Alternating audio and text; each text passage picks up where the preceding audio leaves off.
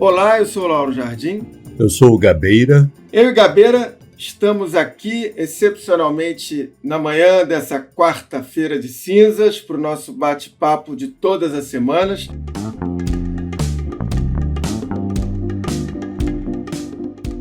Excepcionalmente, a gente não vai falar de um assunto que diz respeito apenas ao Brasil, mas ao planeta.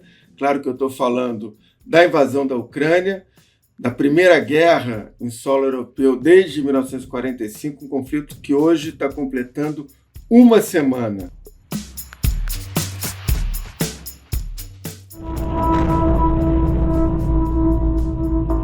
No sábado, o ataque mais impressionante acontece à luz do dia. Esse prédio atrás de mim foi bombardeado pelo que tudo indica, um míssil de cruzeiro. E aqui nos arredores está um caos total, ruas que foram interditadas. Os ataques russos se intensificaram de uma forma muito grande dentro de Kiev. A gente vai falar do quadro geral, das implicações globais desse ataque, mas também, sobretudo, da repercussão desse ataque no Brasil, na economia e na política brasileira. Gabeira, a ofensiva russa, ela só faz crescer, tem aí a previsão de tentativa de tomada da capital de Kiev entre sexta e sábado. Enfim, a gente vai acompanhar isso ao longo da semana. Mas e no Brasil? Como é que você está vendo a repercussão disso no Brasil, seja por parte do Itamaraty, do presidente e repercussão econômica? Pelo menos nessa primeira semana de guerra.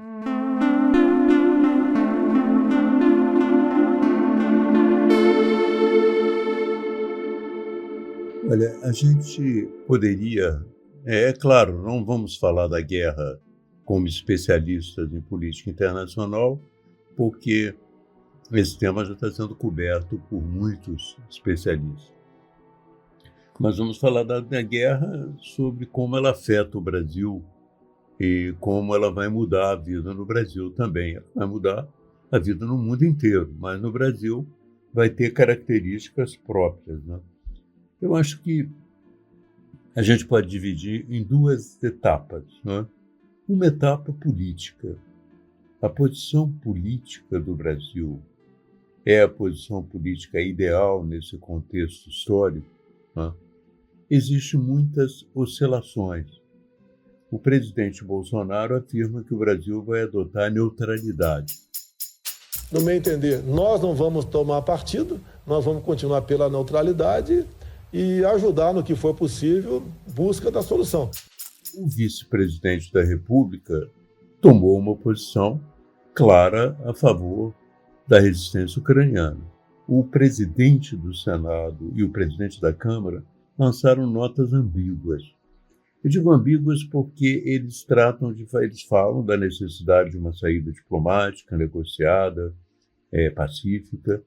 Mas o problema é o seguinte, que esse texto é o texto ideal antes do conflito ser deflagrado.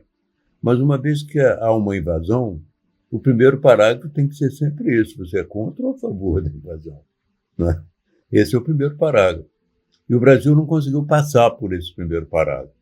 Né?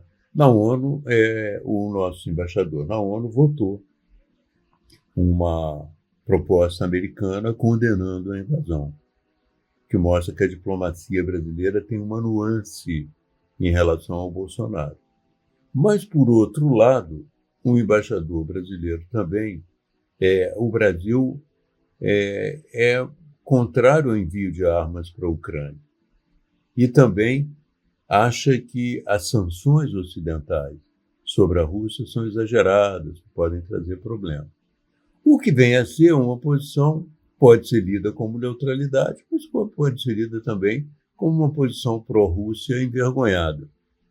Então, hoje você não sabe bem onde o Brasil está. Né? Você pode dizer, o Brasil é neutro. Eu digo o Brasil, Bolsonaro, né? E o governo federal. O Brasil é neutro nesse conflito. Existe neutralidade nesse conflito.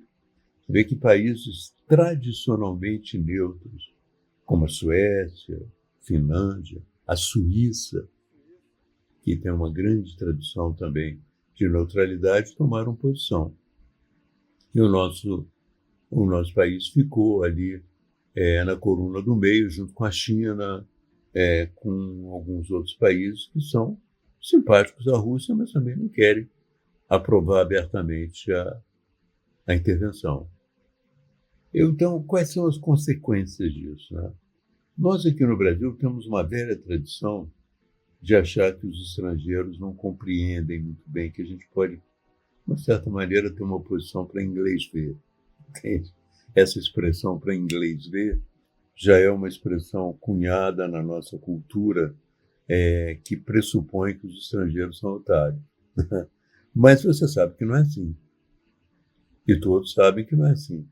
O grupo de embaixadores os embaixadores do grupo dos 7, são os países mais ricos do mundo, pensaram em fazer uma pressão sobre o Brasil. Inclusive fizeram uma pressão porque achavam o seguinte, que uma vez que um país agride o outro, uma vez que ele rompe com as leis internacionais, com toda a estrutura internacional de respeito à soberania do outro, às fronteiras do outro, de respeito à tentativa de solucionar por caminhos diplomáticos as divergências, uma vez que um país faz isso, ele cruza uma fronteira.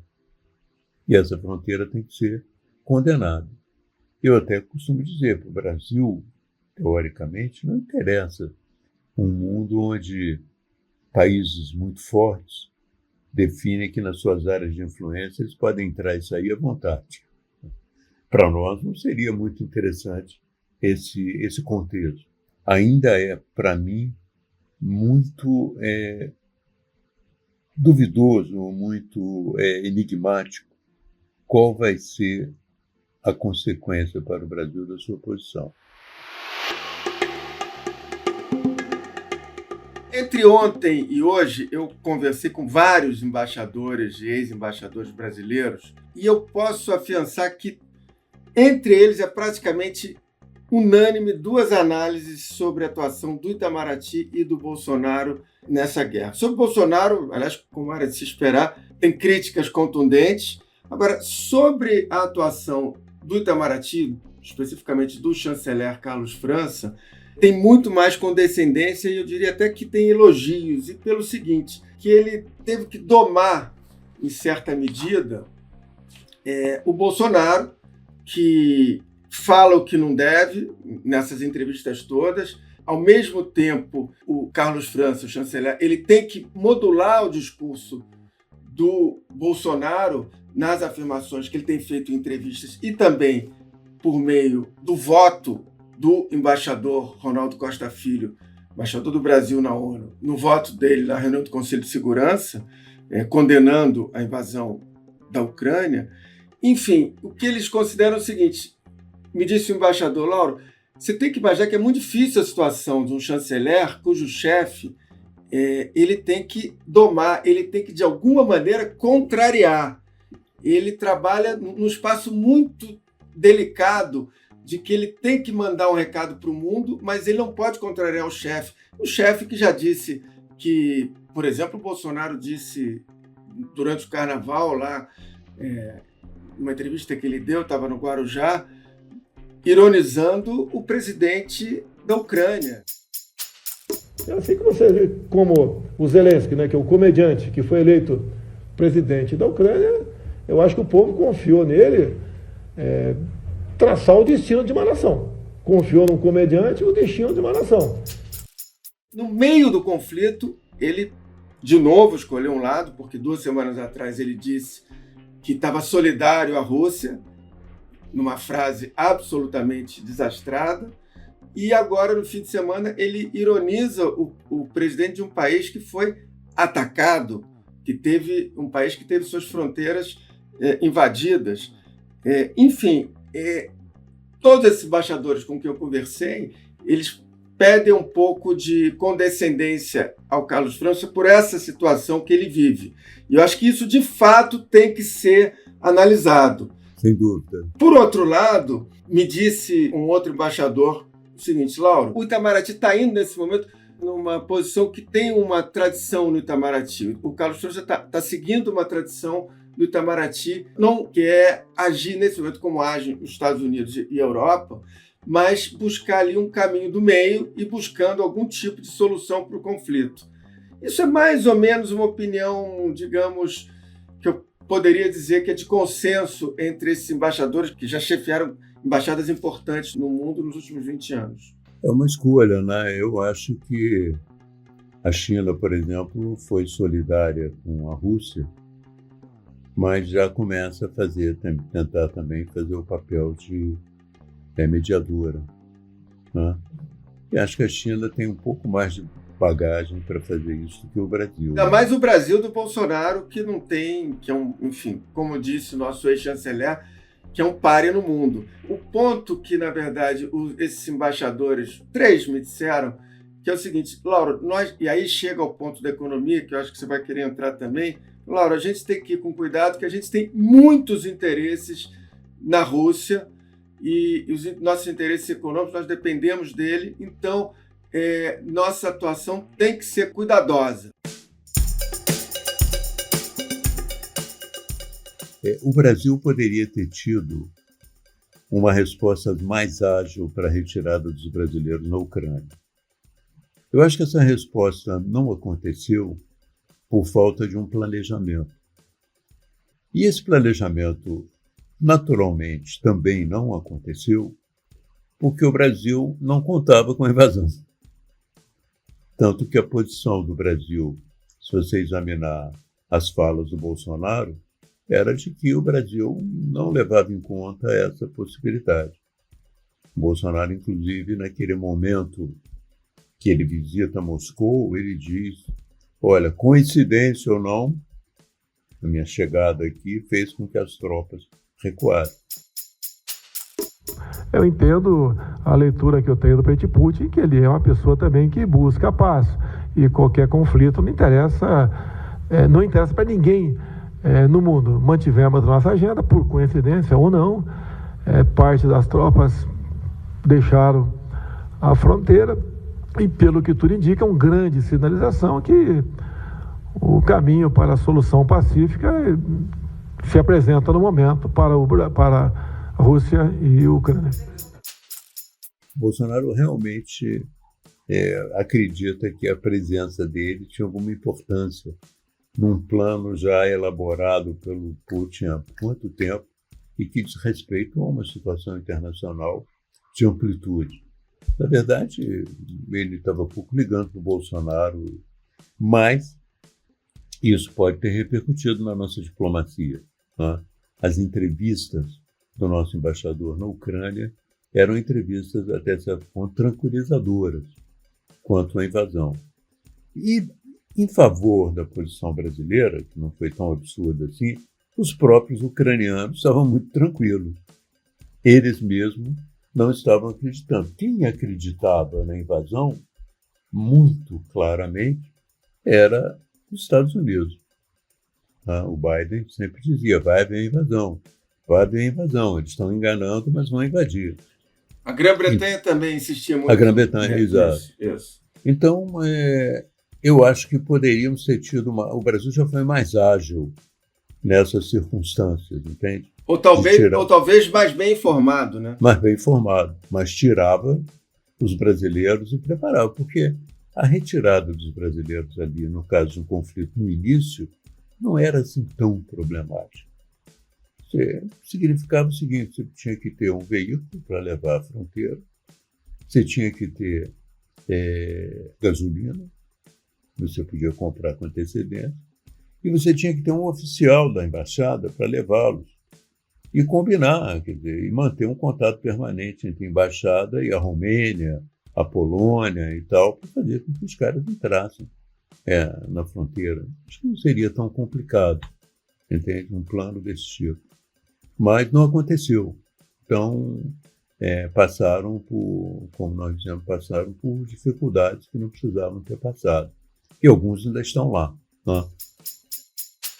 Lá na Ucrânia a gente não tinha essas informações que o Brasil tem. Um dia antes eu tentei falar com a embaixada e a embaixada disse: fique tranquilos, porque tá tudo tranquilo aqui em Kiev. A única informação que a gente pede é que os brasileiros de Donetsk e Luhansk saiam das suas casas e deixem a cidade, mas Kiev pode ficar tranquilo. E na mesma madrugada, meu esposo recebeu um telefonema de um jogador e falou: você tá ouvindo as bombas? A gente não teve o que fazer. Agora, quanto à questão econômica, você falou, olha, os embaixadores disseram para você, olha, nós temos muitas relações com a Rússia e nós temos dependência em alguns campos econômicos que não podem ser resolvidos de uma hora para outra, que é exatamente a situação da Europa. Só que a Europa, você coloca a palavra gás no inverno, né? No inverno que eles precisam desse gás, do aquecimento nas suas casas, do combustível. E aqui no Brasil você coloca a palavra fertilizante. Mas são duas necessidades importantes e que você pode examinar de duas maneiras. Você pode ficar na expectativa de que você, tendo um bom comportamento, tudo vai se dar bem e você vai conseguir suprir as suas necessidades. Você pode analisar que nunca mais as coisas serão as mesmas e se preparar para a nova situação. Né? A minha posição é de que o mundo mudou e as coisas não serão as mesmas, por duas razões. Né? Primeiro, porque eu acho que a Rússia vai ter dificuldade, a Bielorrússia também, vão ter dificuldades de exportação, de negociações normais. Os bancos estão todos com problemas e tal. E eu acho que eles também têm a questão estratégica, de precisar de produtos e insumos estratégicos. A Rússia tem avançado muito na agricultura. A Ucrânia também é um país importante. Os dois juntos produzem quase metade do trigo do mundo. Né? E a Rússia, por exemplo, tem avançado na agricultura e vai avançar mais, porque o aquecimento global está fazendo com que algumas terras russas que não eram cultiváveis passaram a ser. Então, eles vão crescer muito nesse campo. Será que o Brasil vai contar sempre com esse fertilizante nessas circunstâncias? Ontem já foi anunciado que a Bielorrússia não vai mandar mais o fertilizante para o Brasil. Então, o caminho que o Brasil teria é começar a pensar na autossuficiência. Agora, ele não se preparou para isso. Desde a década dos 80, por aí, no século passado, o Brasil era autossuficiente em fertilizantes. Mas aí houve um descolamento, a produção agrícola começou a crescer, e a de fertilizantes ficou para trás. E ninguém se deu conta desse problema estratégico, porque lá, vamos importar, não precisa nada importar, no mundo globalizado a gente importa. Agora era hora de começar a pensar nessas linhas. Eu acho que seria até um tema para os nossos candidatos a presidente, não acha? É impressionante também que os nossos candidatos a presidente, nessas duas últimas semanas, se manifestaram muito pouco e de modo muito pouco profundo nessa questão da guerra e do que afeta o Brasil. O Lula condenou ali a invasão, falou que é a favor da paz, mas de modo muito superficial. O Ciro Gomes a mesma coisa, o Moro também, o Dória também, mas todos falando quase como se, eu brinco, defendendo o verde e condenando a fome, ou seja, discursos de bom senso, quer dizer, defendendo a paz. Ninguém se preocupou em detalhar os assuntos, como, por exemplo, a dependência do Brasil em relação aos fertilizantes e saídas para o Brasil. É muito impressionante esse discurso, como você está dizendo, superficial dos presidenciáveis brasileiros nessa questão. Ainda que eles possam ter cuidados ao falar do assunto, eles têm menos amarras, evidentemente, porque são candidatos, do que gente hoje que está no governo, que tem, de fato, às vezes, amarras. Aliás, por falar nisso, me veio aqui à mente outra coisa que mostra como esse governo é disfuncional. A gente teve na semana passada o vice-presidente Mourão atacando a Rússia, comparando o Putin ao Hitler, horas depois o Bolsonaro disse que essa pessoa, aspas, não é essa pessoa, ele não citou o nome do Mourão, não estava autorizado a dar declarações. O artigo 84 da Constituição diz que quem fala sobre esse assunto é o presidente. E o presidente chama-se Jair Messias Bolsonaro. E ponto final. Então, com todo respeito, essa pessoa que falou isso, e eu vi as imagens, falou mesmo, tá falando algo que não deve.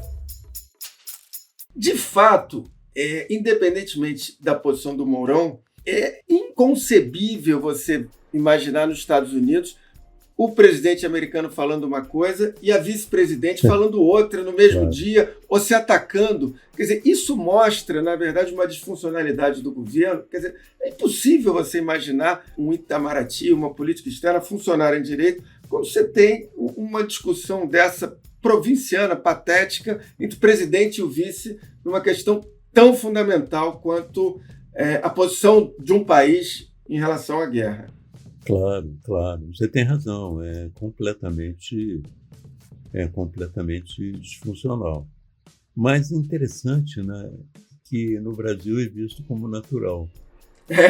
Ninguém viu, no máximo criticaram ou ironizaram ou chamou a atenção, até como chamou para mim, que o Bolsonaro falou do Mourão, não disse o nome dele, referiu-se a essa pessoa, mas de fato o importante é o vice-presidente e o presidente falando coisas diferentes sobre o mesmo assunto, um assunto fundamental para o país, que é a política externa.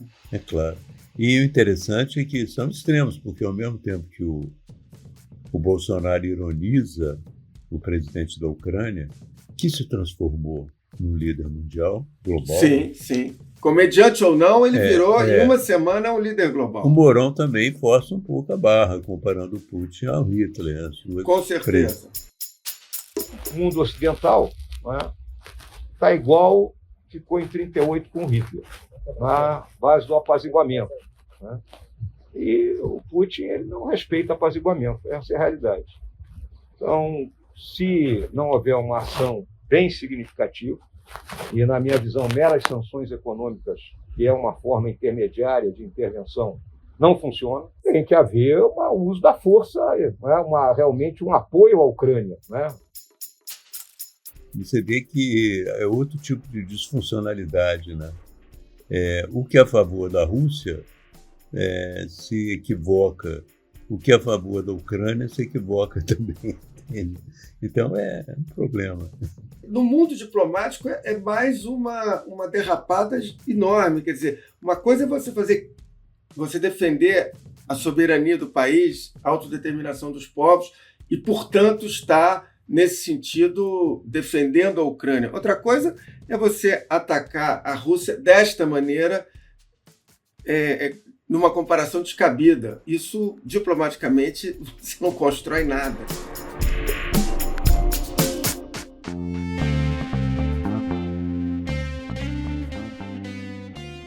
Existe outro aspecto estratégico que eu acho que os nossos políticos, os nossos candidatos deveriam considerar, que é a questão da energia, a questão do petróleo também, entende? Quer dizer, você vê que eles ficam nessa manobra para reduzir o preço da gasolina aqui e ali, mas de repente o barril vai a $106 e pode chegar até mais. Né? Previsão de poder é 150, talvez. 150. Então, seria interessante que o Brasil começasse também a discutir estrategicamente uma forma de você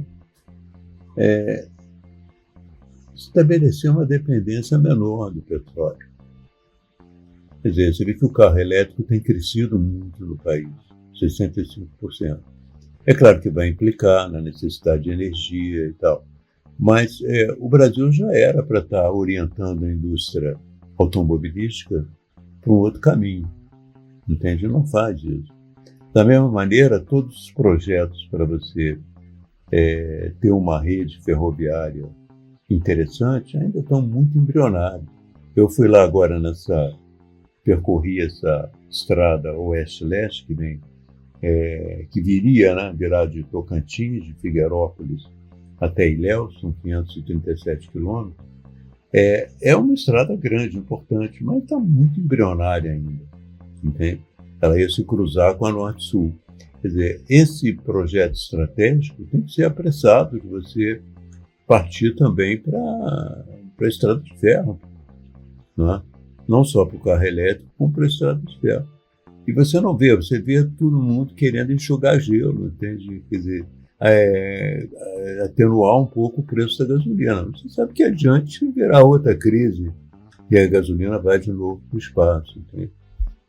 Essas coisas são importantes a gente lembrar. E, finalmente, eu acho que não é nada exagerado a gente dizer, nós teríamos que ter uma discussão específica sobre a questão humanitária, né, que surgiu com a guerra. A previsão é de 5 milhões de refugiados. A Europa, muito possivelmente, não vai poder comportar tudo isso. Vai extravasar para um novo mundo. Parte vai para a América e parte vem para o Brasil. Inclusive, no Brasil, em algumas cidades do Paraná, a colônia ucraniana já está se preparando para isso. E o Brasil também tem que ter uma política para isso. Definir uma política, uma cota de refugiados para ser aceita. Nós já fizemos isso de alguma forma, bem sucedidos, eu acho, no caso da Venezuela, né? Então agora se coloca uma outra questão, porque é uma ilusão pensar que esse mundo, que essa quantidade de refugiados vai ficar toda na Europa. Vai extravasar para o novo mundo, entende? Ainda mais para o Brasil, que tem colônias, que tem uma imigração ucraniana grande, entende? Então seria interessante também começar a pensar numa política para isso. E até o momento o Bolsonaro apenas diz que vai dar um visto especial, mas não há nenhuma preparação, entende, para essa hipótese.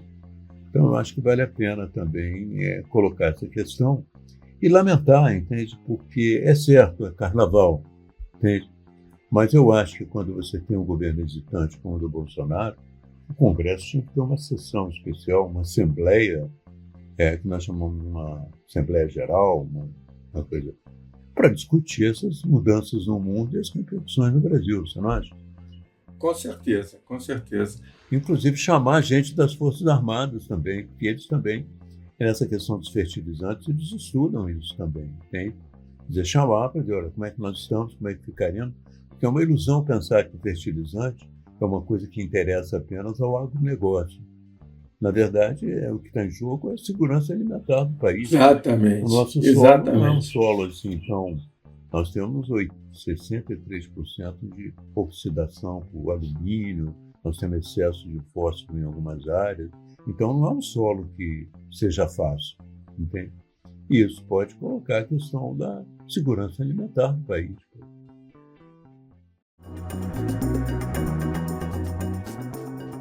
Gabeira, com certeza o tema da guerra, das consequências no Brasil, a gente ainda vai continuar discutindo em outros episódios, mas este já está terminando.